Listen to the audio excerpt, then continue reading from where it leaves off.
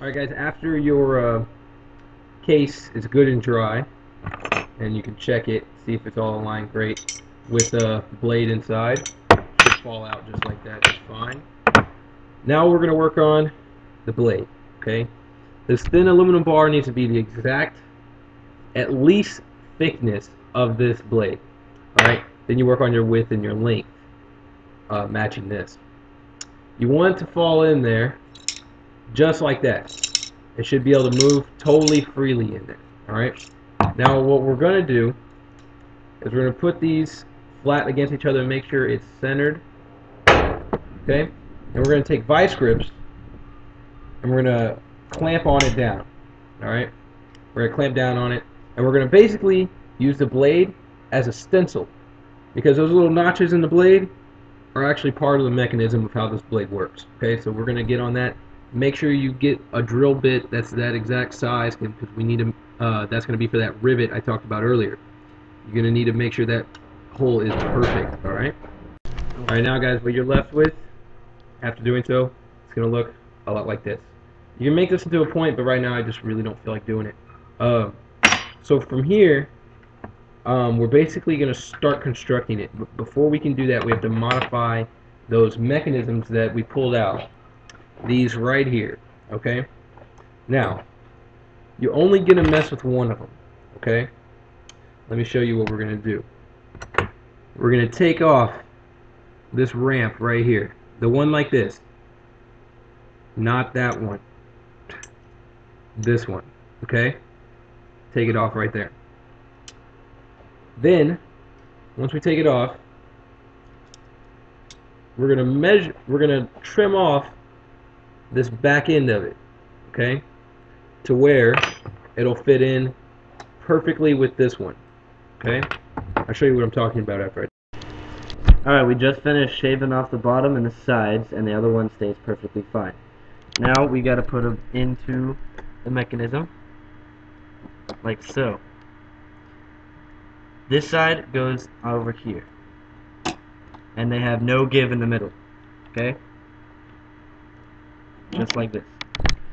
Alright guys, now we can start putting this thing together, okay? Alright, we have everything set up for you to start putting it together.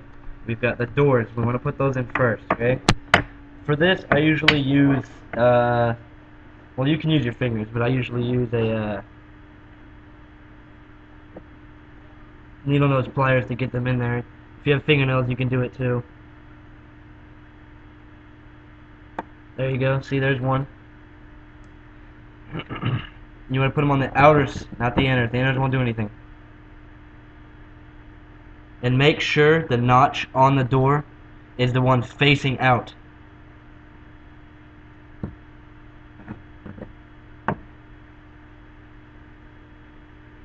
There's the second one. Alright, now we want to put the blade in. Okay? Okay, see, it's locked by the door. Open the door so it slides all the way in. So then, put the rivet in and leave it midway, right here. Okay? That way it's easier to assemble. Now we put the mechs in.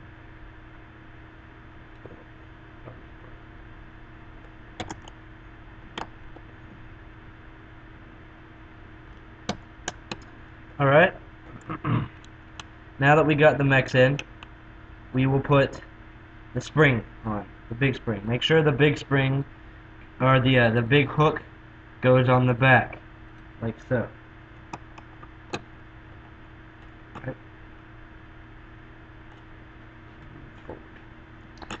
Now hold only. Do not.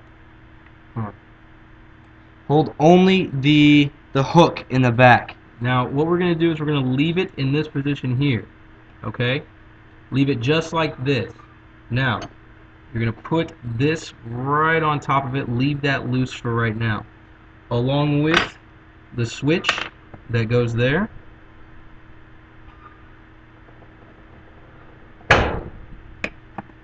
Boom. That fits on there nicely. Okay, we're going to screw that in. I'm going to stretch this, and then I'm going to put the other one on, okay?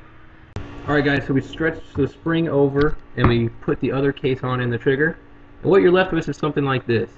Now, obviously, you may get a different color or spray paint this, whatever you like. But this is essentially the hidden blade right here. All we're missing is the trigger. Okay? It's just going to go up, just like that. Retract. Goes up. It'll retract up, just like that. Alright? So, now we're going to get working on the trigger, which is going to be what you've seen in my video. That bar that starts here, goes across, and what connects the old faithful key ring. Alright? With the missing. Alright, here it is. This is the new trigger. With the rod right here, I use 8.5 inches. Then you want to, at the very one side, drill a hole, the very tip, and put a keyring in it.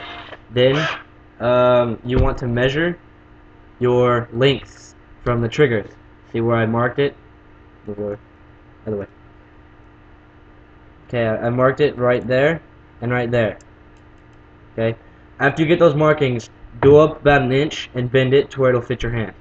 Then you drill holes at those two marks I had put, and then you put them to And in the trigger. and the triggers too. Make sure there's holes in the triggers. And then we'll put the self-tapping screws in, and we'll show you the finished product. Alright guys, so after you're done, should look just like this. Keyring and everything. The reason why I said, like I said, leave these open, so that way you can put a bracer on them. But yeah, finished product, goes out, goes in. We just gave you guys a tutorial y'all been waiting on. Just remember us, MrScowt, Mr. Hidden, Scowt-Tech. It's our new business name. Right? Just come to us. You guys want any questions for anything new, we'll make anything for you, okay?